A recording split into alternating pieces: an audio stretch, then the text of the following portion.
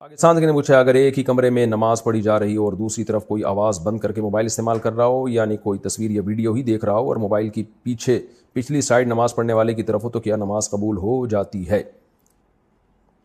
پتہ نہیں کیا پوچھا ہے. ایک کمرے میں نماز پڑھی جا رہی ہو، دوسری طرف کوئی آواز بند کر کے موبائل استعمال کر رہا ہو، ہاں تو نماز آپ کی ہو جائے گی. وہ پیچھے بیٹھا ہوا ہے، جو مرضی کر رہا ہے، آپ کا اس سے کیا لینا دینا. پاکستان سے پوچھا کیا صدقے کے پیسوں کو سر کے اوپر سے وار کر دینا جائز ہے؟ ہمارے ہاں نئی دلہن جب گھر آتی ہے تو صدقے کے پیسوں کو یا مرغی کو اس کے اوپر سے وارا جاتا ہے، کیا یہ صحیح ہے؟ جہالت والی بات ہے، یہ نہیں کرنا چاہیے. وہ ایک یوٹیوب پہ میں نے کلپ بھی دیکھا تھا، مرغی کو اوپر سے گزارا، اس نے بیٹ کر دی. تو اور پھر مرغیاں ذبح کر کے صدقہ کرنا یہ بھی عجیب سی چیز ہے. لوگ سمجھتے ہیں خون بہنے سے بلائیں ٹلتی ہیں. تو جس غریب کو دینا ہے تو مرغی کی قیمت ہی دے دو اس کو، آپ وہ جو چاہے گا خرید لے گا. تو یہ دلہن کے اوپر سے نہیں گھمائیں، بس ویسے ہی صدقہ کر دیں اور پیسے صدقہ کیا کریں، مرغیاں نہ گھمایا کریں.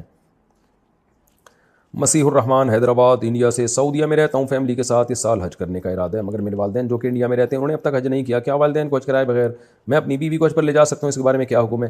اگر آپ پر حج فرض ہو چکا ہے تو آپ پہلے حج کر لیں. اگر ماں باپ پہ حج فرض تھا تو پھر ان کو کرا دیں آپ، لیکن اگر ان پہ حج فرض نہیں ہے، آپ پہ ہے، تو پھر آپ پہلے کر لیں، ماں باپ کو پھر بعد میں کرا دیے گا. اور اگر یہ بات ہے کہ آپ پہ حج فرض ہے اور آپ بالکل ینگ ہیں اور ماں باپ اتنے بوڑھے ہو چکے ہیں کہ آپ کو خطرہ ہے کہ اگلے سال ان میں ہمت نہیں رہے گی، تو پھر ڈیلے کرنے میں بھی کوئی حرج نہیں ہے. پھر ماں باپ کو پہلے کرا دیں اور اگلے سال پھر آپ کر لیے گا.